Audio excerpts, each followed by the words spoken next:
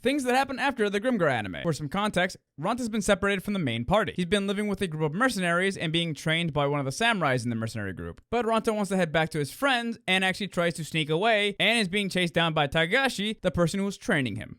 In this, Ranta then turns around and starts swinging at Takagashi quickly to try catching him off guard, and him and Ranta have a decent back and forth. Takagashi has been training Ranta for a little bit apparently off screen, and Ranta seems to have internalized Takagashi's teachings of taking away anything that is not necessary from the combat. As in, Ranta likes to do a bunch of extra, stuff to show off. Takagashi's essentially taught him to take all of that away and actually do everything only when it's necessary in combat, making Ranta a lot more streamlined in his fighting style. Takagashi gets pretty close to hurting Ranta a couple times, and Ranta remembers the wind attack that Moguzu was using back in Volume 1, 2, and 3. And he actually mimics this exact attack. Ranta pushes his sword up Takagashi's katana and slashes at his face, giving him a little cut on his cheek. After that, Takagashi kind of goes into overdrive and starts swinging at Ranta a lot faster and a lot more aggressively.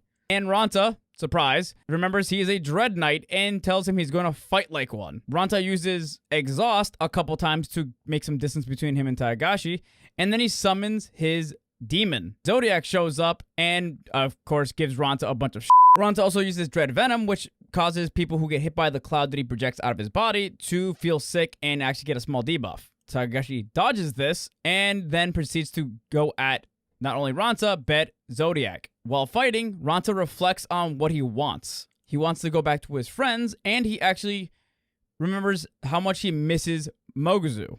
He refers Moguzu as his business partner, and he wishes to open up his own ramen shop as a way to say thank you to Moguzu for being his only real friend. Ranta seems to have actually resolved his internal conflict on not understanding what he personally wants in the world.